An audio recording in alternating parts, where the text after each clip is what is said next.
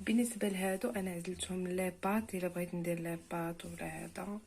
هاد جوج هادو عزلتهم للطاجين الا بغيت ندير الطاجين ديال الخضره ندير معاها الدجاج. هذه كذلك عزلتها لاباط. هاد العناق وجناوح حتى هما درتهم لاباط. وبالنسبه لهاد الصدر والركبه حتى هما درتهم الطاجين. وهادو الفخاد حتى هما درتهم الطاجين. وصافي هذا هو الشكل النهائي ديال الدجاج. كنتمنى انه يعجبكم، وما تنسوش البنات تشتركوا في القناه وتخليوا واحد التعليق، وان شاء الله يعجبكم المحتوى ويعجبكم الافكار اللي كنشارك معكم. المهم افكار بسيطه كنشاركها معكم. وصافي اش نقول لكم، انا دابا كنصور لكم في الفيديو وريحه الحامض والقرفه عاطيه واعره والله، عاطيه من يعني كتكوني ما انا في الصالون وكنشم في ريحه القرفه والثومه وداكشي عاطي. ايوا بالصحه والراحه، نتلاقاو في فيديو جديد ان شاء الله. خليتكم على خير. بالنسبه لاول طريقه هي كتاخدي الدجاج ديالك كديريه بواحد البانيو، ومن بعد كترشي عليه الملح مزيان على هاد الطريقه اللي كتشوفوا معايا في الفيديو. كترشي عليه الملح مزيان وكدهنيه كامل، كتبقاي تدهنيه بطرف بطرف حتى كتكملي الكميه ديال الدجاج اللي عندك. ومن بعد غادي ندوزو للمرحله الثانيه. انا هنايا من بعد ما كملت الكميه الدجاج اللي عندي هانتوما شوفوا. بالنسبه لهاد الدجاج هذا راه بالنسبه لهاد هاد الدجاج البنات هو هذاك النوع ديال الدجاج ديال مارادونا. راه كاين اللي عزيز عليه هاد النوع، بالنسبه لي انا كيعجبني مثلا في الرفيسه في بزاف د الحوايج كيجي زوين، كيجي بحال الدجاج البلدي تقريبا. المهم انا الراي ديالي بالنسبه لهاد الدجاج هذا راه غير دجاج عادي وتا هو درت. وهاد الطريقه البنات اللي كنغسل بها انا الدجاج صراحه كتخلي لي الدجاج ديالي واعر. عندهم هنايا راه باقي مازال يلاه المرحله الاولى، وان شاء الله غادي ندوز معكم باش نوريكم الطريقه الثانيه اللي كندير طريقه الغسيل الدجاج. بالنسبه لهنايا انا خديت واحد حامضه قطعتها طريفات، 4 ريوز ديال الثومه بكل شيء، يعني بالقشور بكل شيء، ومعلقه كبيره ديال القرفه ومعلقه كبيره ديال سكينجبير. كيف ما كتعرفوا راه القرفه كتحيد السفوره ديال الدجاج وخطيره في غسل الدجاج. ولكن من بعد ما غنسالي الطريقه الاولى يعني نحيد منه داك الملح ونكرطو مزيان ونشلو، هاد الطريقه غادي نضيف عليها كاس ديال الماء.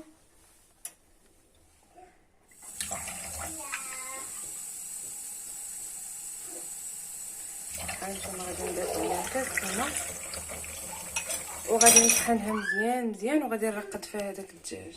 ما نعاودش لكم كتولي فيه واحد الريحه زوينه، ما كتبقاش فيه كاع ريحه السفوره ولا شي حاجه اخرى. هانتوما البنات كطحنوه على هذا الشكل هذا صافي وكترقدوا. عرفتي ما نعاودش لكم واحد الريحه واعره بحال كنطيب مثلا الدجاج محمر ولا عرفتي واحد الريحه زوينه بزاف. كنتمنى انكم تغسلوا الدجاج ديالكم بنفس الطريقه، والله ما غادي تبقى فيه وحتى في الطياب ديالو كيجي بنين واعر بزاف. هانتوما البنات عندكم 3 طرق. الطريقه الاولى ديال الملحه، ومن بعد كتشلوا الدجاج ديالكم.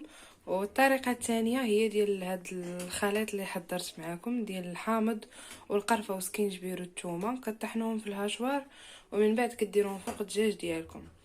المرحله الثالثه هي انكم كتشلوا الدجاج من هذا الشيء وكديروه في واحد الشبكه يتصفى مزيان صافي. ديك الساعه كتقادوه على القياس ديالكم. انا غادي نوريكم الطريقه من بعد.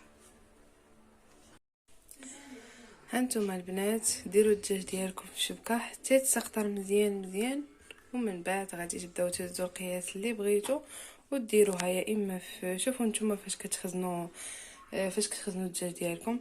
بالنسبه لي انا فاش كنخزن الدجاج ديالي، انا عندي هادو هما اللي غادي نستف فيهم الدجاج ديالي، وغادي ندير لهم السلوفان ولا ميكا وغادي نخشيهم في الفريغو. وهنا البنات انا هنايا خليته حتى تسقطر مزيان من الماء. واش غنقول لكم، طالعه منه واحد ريحه القرفه والثومه وداكشي، واحد الريحه واعره، ريحه السوره بشات ما كايناش.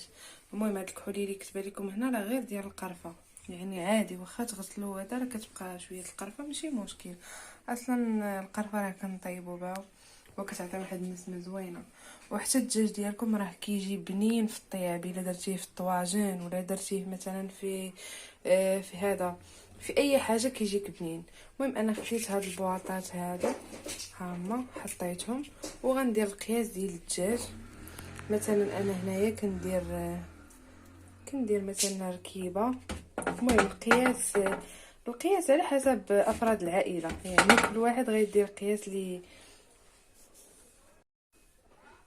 بالنسبه لهنا انا غندير الطرف ديال هذا واحد ركيبه وغادي ندير طريف ديال الصدر صافي. هذا هو القياس اللي غادي ندير. المهم كل واحد غيدير القياس ديالو اللي غادي يكفيه هو ووليداتو على حسب افراد العائله اللي كاينين في الدار.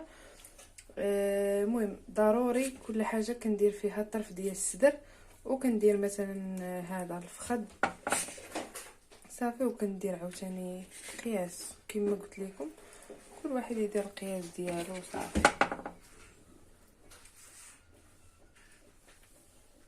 انا غادي دابا نستف الدجاج ديالي في البواطات ونرجع لكم من بعد.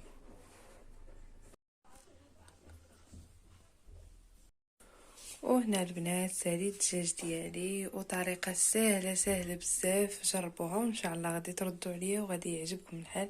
لان هاد الطريقه اللي كنسلق بها انا الدجاج راه دغيا كنساليه. هذه هي الطريقه اللي استفت بها الدجاج ديالي. هنا عزلتهم بالنسبه لهادو انا عزلتهم لاباط الا بغيت ندير لاباط ولا هذا. هاد جوج هادو عزلتهم للطاجين الا بغيت ندير الطاجين ديال الخضره ندير معاه هاد الدجاج. هذه كذلك عزلتها لاباط. هاد العناق والجناوح حتى هما درتهم لاباط. وبالنسبه لهاد الصدر والركبه حتى هما درتهم الطاجين. وهادو الفخاد حتى هما درتهم الطاجين وصافي. هذا هو الشكل النهائي ديال الدجاج. كنتمنى انه يعجبكم وما تنسوش البنات تشتركوا في القناه وتخليوا واحد التعليق. وان شاء الله يعجبكم المحتوى ويعجبكم الافكار اللي كنشارك معكم. المهم افكار بسيطه كنشاركها معكم وصافي. اش نقول لكم، انا دابا كنصور لكم في الفيديو وريحه الحامض والقرفه عاطيه واعره والله عاطيه من يعني كتكوني انا في الصالون وكنشم في ريحه القرفه والثومه وداكشي عاطي. ايوا بالصحه والراحه، نتلاقاو في فيديو جديد ان شاء الله. خليتكم على خير.